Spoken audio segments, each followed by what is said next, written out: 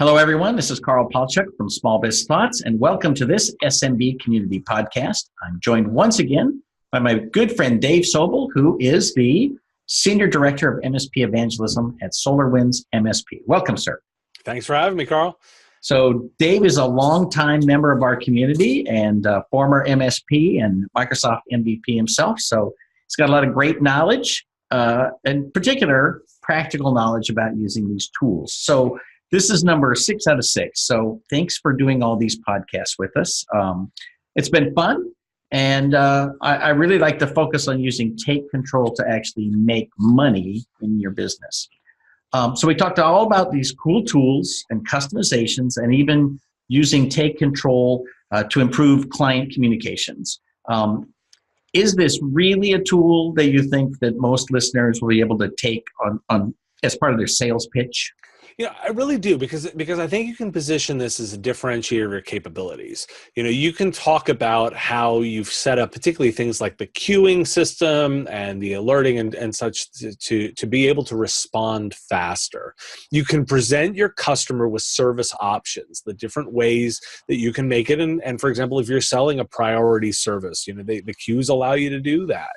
You know, you're able to position it really and say, I can customize the way that I work with you based on your particular needs. And I'm not just saying, oh, of course I can remote in. Yeah, of course I can remote in, but I can also do a bunch of other customizations for you. I can set it up to the way you work. I have criteria for it. We've talked about things like privacy and alerting the users. We can set all those policies exactly the way that you, the customer, want to work with us, the MSP or solution provider. So I think we're both fans of bundling services. So if you're an MSP today, would you sell Take Control separately? It almost seems like it has to be bundled with other stuff in order to be able to sell it into a client office. Yep. I don't look at Take Control as a product that you sell your customers. I think of it as the same way that as something you use to deliver your services. The same way that you might go to an auto mechanic. The auto mechanic isn't selling you the fact that he uses hammers and he uses the hydraulic lift and oil. Like he's not selling those things. He's selling the ability to service those pieces.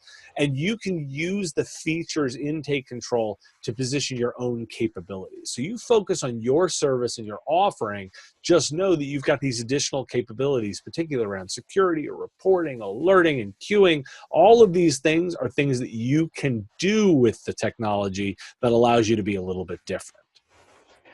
So to me, a key piece of managed services is the concept that I'm actually taking control and ownership of the client's technology, right? So when you take responsibility, you try to make sure that everything is done the right way, and Take Control allows you to deliver those customer service, but it also allows you to engage the client at a much deeper level.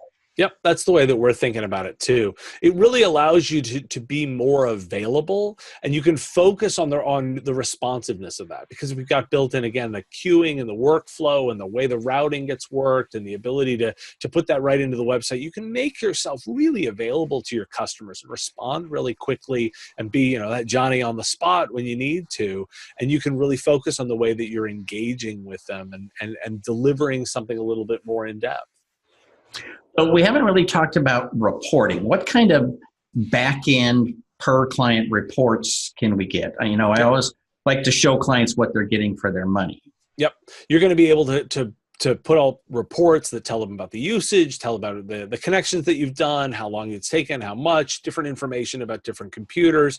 You know, you've got that way of running a bunch of different reports and customizing them to your needs that you can show your customer what you've been doing and what additional value you're bringing to them.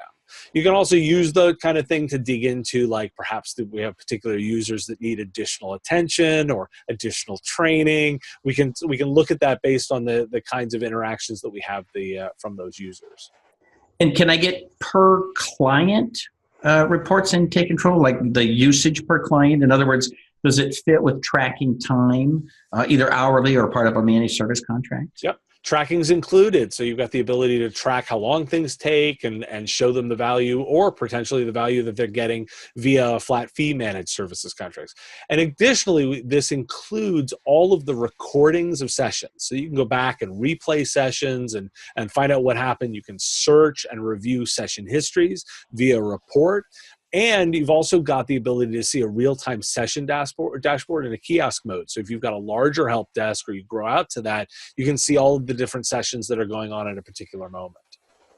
So I mentioned in an earlier show that I love Take Control as the first tool I install. Once it's in place, I can do everything I need to after that. And assuming I have some kind of ongoing relationship with the client, this seems like a great way to make the move from break fix to managed services. It really does. We focus on that first important ability is the ability to respond to customer requests. We know during that onboarding process that customers want to feel like you're engaged. This is the way that you can do that and you can quickly respond to their needs. It also allows you to start building systems around how you respond to requests. So if you're just starting out on that journey to managed services and you're just starting to think about that, Take Control's got the features built in that allow you to say, I'm going to think about the way that I respond to my customers' requests. I can build that right into the system. I can move to the idea of queues and texts, even if I bill hourly. Because remember, service delivery is different from billing. You can set up the way that you deliver the service separate of the way that you bill the customer for it. Very cool. So we also touched earlier about recording sessions. And I understand I can actually record to the cloud. What else can I do with the recording sessions? Yep, you're actually able to get a complete video session recording. So you can actually rewatch and see what happened. You can use that for analysis. You can use that for internal training. You can use that if the customer ever says, well, what did you do? We can go back and we can actually roll the videotape and see exactly what the customer was done. You're able to search and review those sessions. We can export them so they can pull them out as an Excel file. And we've got the ability to see dashboards in kiosk mode so that we can see what's going on in different customer areas. So I mentioned in week 4 that sometimes clients are tired of hearing about security. It seems like Take Control allows you to talk about something else, right? Yeah. Maybe you can lead with the remote support and get prospects to engage you in a conversation again. Yep. And really the idea here is that this is security is something you bake in. I really think it's important that you address that with your customers. You talk about what you're doing from a security perspective, but you don't want to be slowed down by it. Fear is a sales method, but it's not the only one. And I always like to think about the fact that people really do like to buy. They don't like to be forced. They don't like to be pressured, but people really do like to buy. So if you position yourself in a way where it's easy for them to say, yes, yeah, I want that, that's very different than pressuring them. So I think it's really not about focusing on security and creating too much fear, but instead talking about what the options are going to be, what the benefits are going to be, and engaging from that perspective. Wow, what a great series of podcasts. I really want to thank you for taking the time to go through all these. I don't think people realize how much work goes on behind the scenes to make this happen. So thank you for doing this whole entire series. I appreciate it. Well, thanks for having this. This is a lot of fun. And I want to make sure, again, for those that have been listening to us, there's an opportunity to get started. If you want to try Take Control, just visit us at www.solarwindsmsp.com. Take Control is right featured on the website. You can get up and running, give it a try, and see all the things that we've been talking about right within the product. Any final notes? I think we've covered it. There's a lot of really great pieces to cover. And more importantly than anything, this is easy to get started with. This is an easy product to get started. Just give it a whirl. And we've got a link down below so folks can get started right away. Thank you, sir. We've been talking with Dave Sobel, Senior Director of MSP Evangelism at SolarWinds MSP. This is the part 6 of a 6-part video series. So if you enjoyed the series, please tell your friends. And remember, you can always binge watch it again. So for Small Biz Thoughts, this is Carl Palachuk, wishing you the best of luck in your IT consulting business. Thank you, sir. Thank you.